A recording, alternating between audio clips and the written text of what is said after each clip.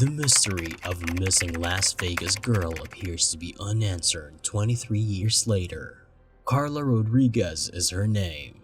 Karla Rodriguez, who was 7 years old, enjoyed riding her bike, playing, and skipping school. On the day she went missing, she did just that on October 20, 1999.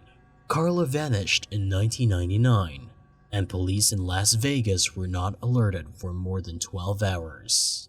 The 7-year-old child was frequently seen wandering the streets of her central Las Vegas neighborhood alone, and her family felt she was secure.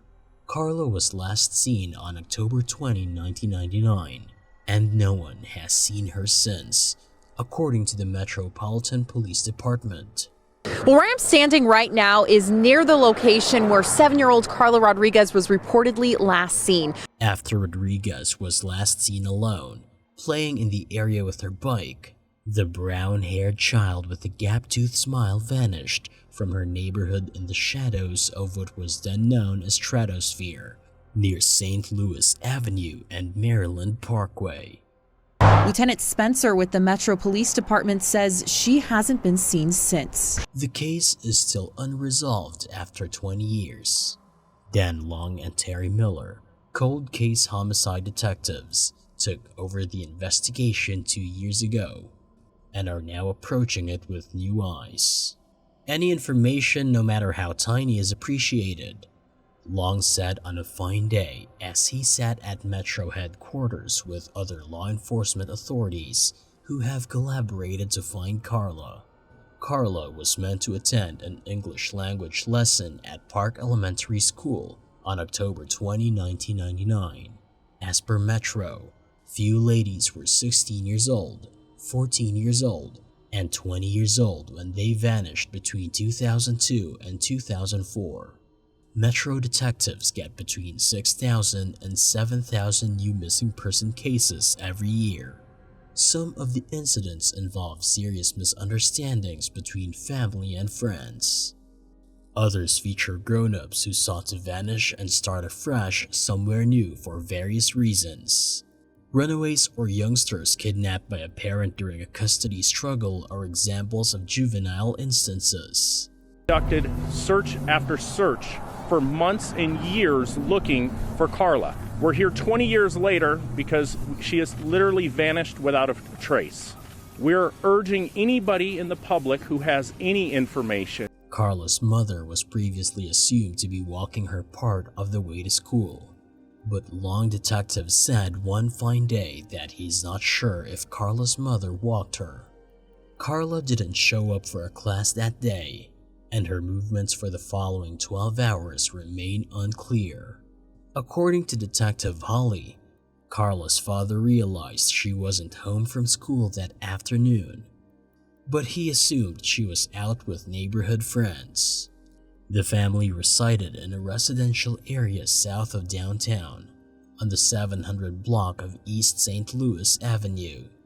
The FBI has looked for Karla in Mexico several times since then, looking into the possibility that her extended relatives abducted her.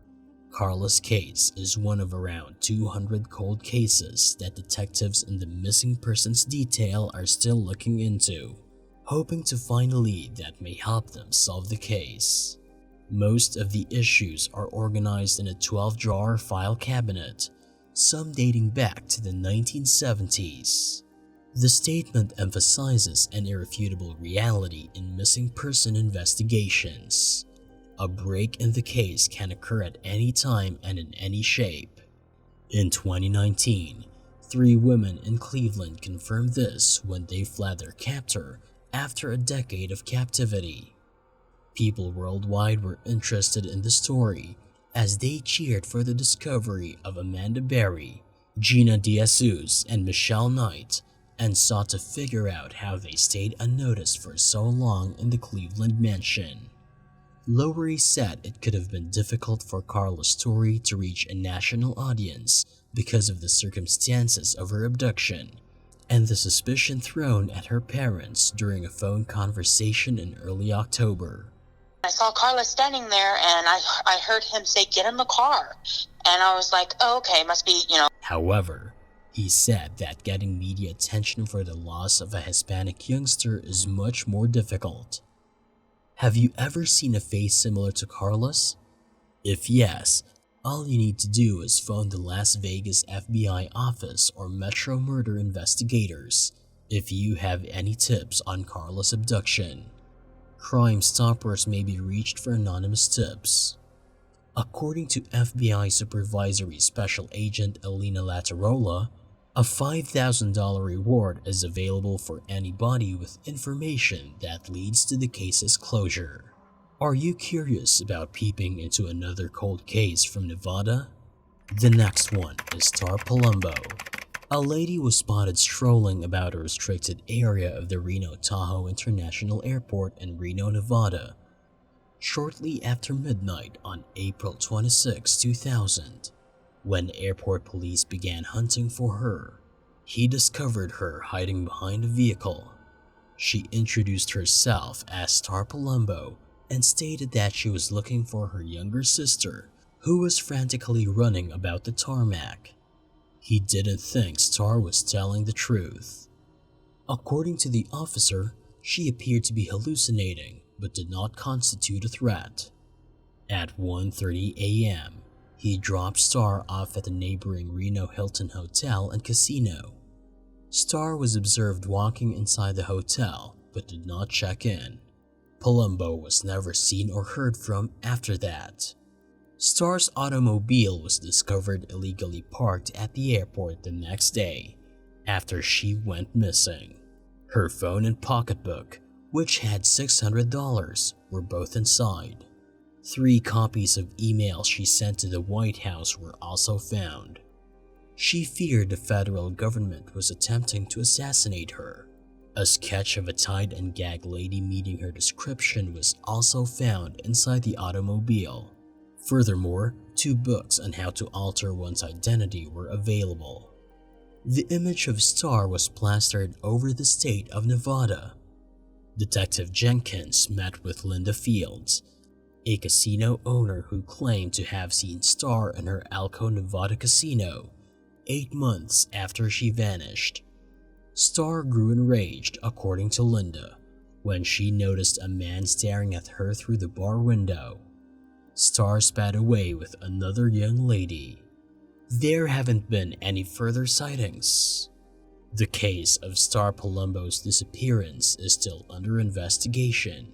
What happened to her? Well, who is Star?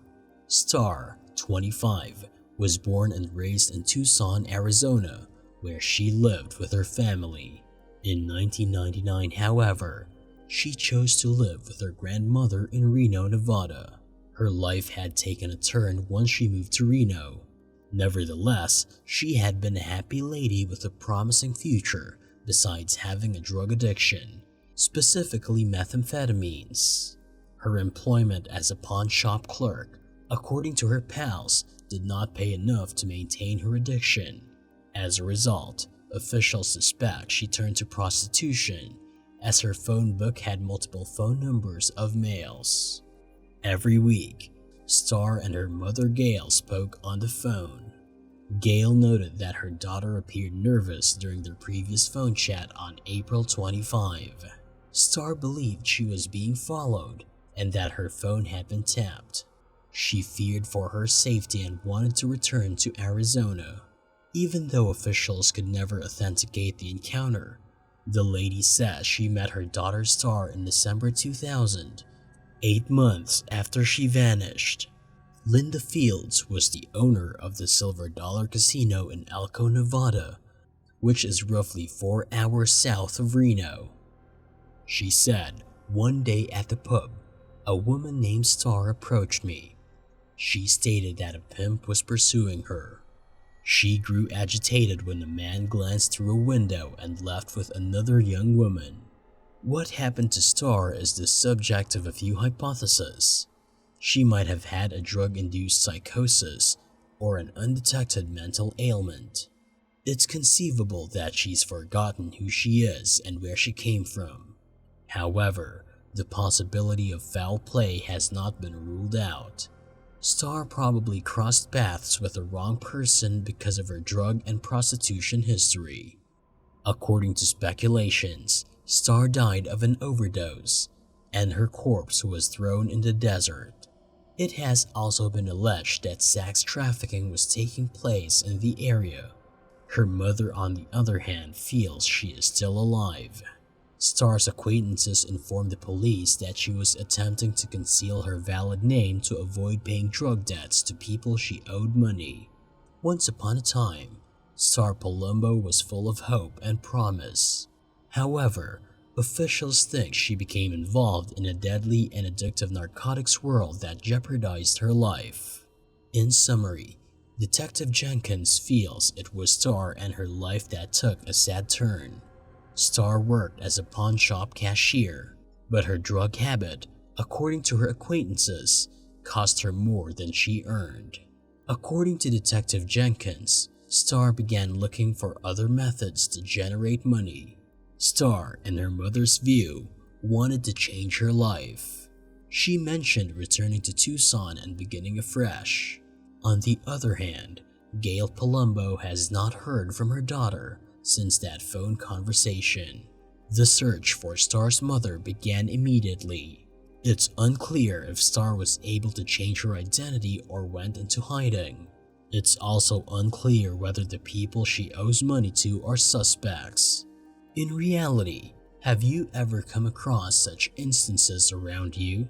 Although, of course, not every case remains a cold case. But if a case remains to be a cold case, it might have mysterious happenings. What do you all think about these cold cases? Are they both still alive? Will some special agents or detectives open these mysteries and solve them? Do these cases need to be solved, or will they continue to be unsolved? Sometimes gods have got their answers. Years are passing, but let us wait and watch. Did you find our mysterious cases piquing your interest? We hope you enjoyed our video. If you loved watching our video, then don't forget to like and subscribe to our channel. We will meet you all with other details of such crimes next time.